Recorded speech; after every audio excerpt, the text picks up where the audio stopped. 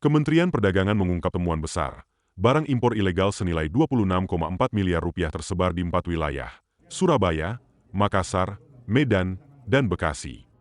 Pengungkapan ini merupakan hasil pengawasan intensif bersama berbagai lembaga, termasuk Balai Pengawasan Tertib Niaga, sepanjang Januari hingga Juli 2025.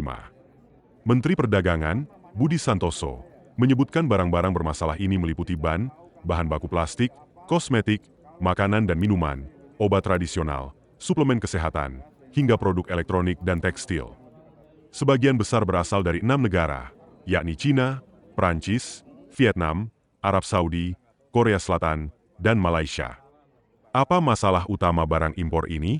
Barang-barang ini tidak dilengkapi dokumen wajib, seperti persyaratan impor, laporan surveyor, izin tipe UTTB, maupun nomor pendaftaran barang untuk produk ber-SNI. Akibatnya, produk tidak sesuai standar dan membahayakan konsumen serta industri dalam negeri. Dari 5.766 dokumen impor yang diawasi, sebanyak 317 perlu ditindaklanjuti. Hasilnya, 118 dokumen dari 52 pelaku usaha terbukti melanggar aturan. Sanksi pun dijatuhkan, mulai dari surat peringatan, penarikan dan pemusnahan barang, hingga penghentian sementara akses kepabeanan, semuanya mengacu pada PP Nomor 29 Tahun 2021. Mendak Budi Santoso menegaskan, impor ilegal mengganggu industri lokal dan mengancam keselamatan konsumen. Pemerintah akan terus memperketat pengawasan demi menjaga kesehatan pasar dan perlindungan konsumen di dalam negeri.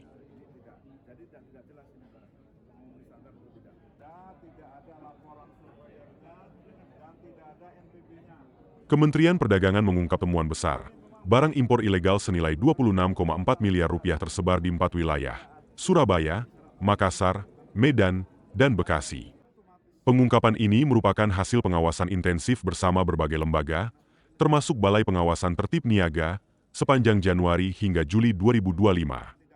Menteri Perdagangan, Budi Santoso, menyebutkan barang-barang bermasalah ini meliputi ban, bahan baku plastik, kosmetik, makanan dan minuman, obat tradisional, suplemen kesehatan, hingga produk elektronik dan tekstil.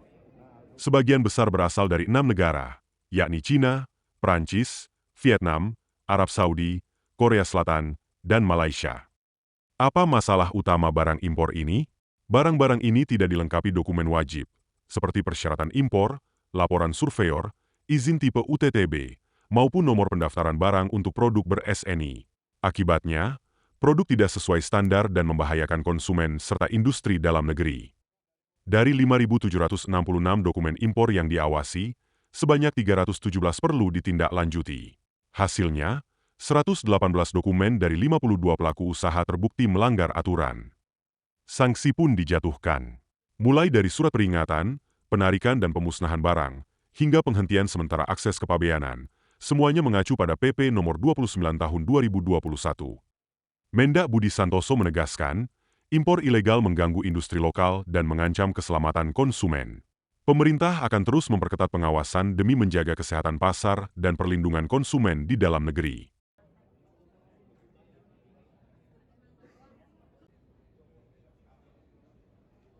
Dia bisa konslet, ya bisa nyetrum dan sebagainya. Ini sangat berbahaya.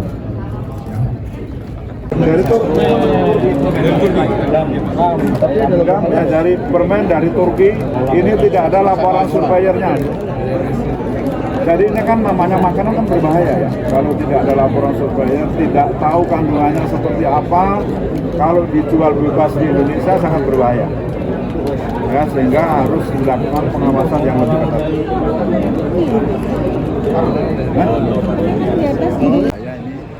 Kan kita nggak tahu Pak, coba dipakai kebakaran dan sebagainya. Ini kan sering terjadi ya kayak gitu. Itu saya yakin itu barang-barang ilegal juga. Jadi ini harus hati-hati, selain merusak, selain untuk melindungi industri dalam negeri juga tujuannya adalah untuk melindungi konsumen. Impor kan kalau masuk harus ada PI-nya. Ya, kalau dia tidak ada PI, berarti dia masuk secara ilegal sehingga tidak membayar biaya masuk. Sehingga harganya murah. Kalau harga murah, susu di dalam negeri kita nggak bisa bersaing. Ya, itu yang harus kita lakukan pengawasan dan tetap hal seperti itu. Tidak ada laporan surveyornya, jadi ada barang-barang tertentu itu sebelum masuk ke sini harus ada verifikasi dari supplier yang untuk mengetahui kriteria produknya termasuk dalam rangka keselamatan kepada penggunanya. Ini tidak jelas ini barang memenuhi standar atau tidak. Dan tidak ada laporan suppliernya dan tidak ada NPB-nya, nomor pendaftaran barangnya tidak ada. Jadi ini memang benar-benar masuk secara ilegal ya. Tidak memenuhi syarat apapun yang ditentukan oleh pemerintah. Bahaya ini. Otomatis sebenarnya ketolak ya, ibaratkan ketolak. Nah ini mungkin pakai yang namanya ilegal, nggak tahu caranya lewat ya. Jadi ini memang tidak memenuhi standar atau tidak memiliki izin. Dilindungi dengan trade remedies ya, dengan penggunaan biaya masuk anti dumping. Nah,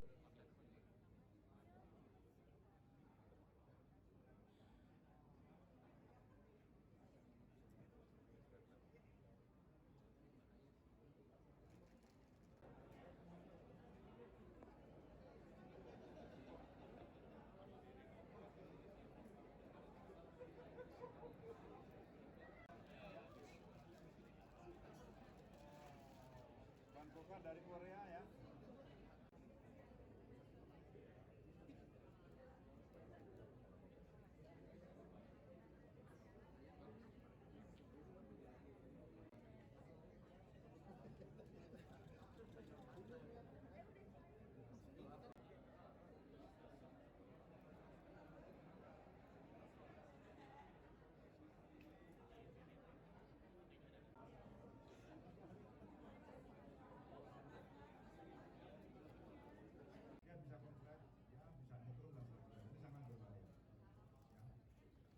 Kementerian Perdagangan mengungkap temuan besar. Barang impor ilegal senilai 26,4 miliar rupiah tersebar di 4 wilayah, Surabaya, Makassar, Medan, dan Bekasi. Pengungkapan ini merupakan hasil pengawasan intensif bersama berbagai lembaga, termasuk Balai Pengawasan Tertib Niaga, sepanjang Januari hingga Juli 2025. Menteri Perdagangan, Budi Santoso, menyebutkan barang-barang bermasalah ini meliputi ban, bahan baku plastik, kosmetik, makanan dan minuman, obat tradisional, suplemen kesehatan, hingga produk elektronik dan tekstil. Sebagian besar berasal dari 6 negara, yakni Cina, Prancis, Vietnam, Arab Saudi, Korea Selatan, dan Malaysia. Apa masalah utama barang impor ini? Barang-barang ini tidak dilengkapi dokumen wajib, seperti persyaratan impor, laporan surveyor, izin tipe UTTB, maupun nomor pendaftaran barang untuk produk ber-SNI. Akibatnya, produk tidak sesuai standar dan membahayakan konsumen serta industri dalam negeri. Dari 5.766 dokumen impor yang diawasi, sebanyak 317 perlu ditindaklanjuti. Hasilnya, 118 dokumen dari 52 pelaku usaha terbukti melanggar aturan. Sanksi pun dijatuhkan, mulai dari surat peringatan, penarikan dan pemusnahan barang, hingga penghentian sementara akses kepabeanan. Semuanya mengacu pada PP nomor 29 tahun 2021. Mendak Budi Santoso menegaskan, impor ilegal mengganggu industri lokal dan mengancam keselamatan konsumen. Pemerintah akan terus memperketat pengawasan demi menjaga kesehatan pasar dan perlindungan konsumen di dalam negeri.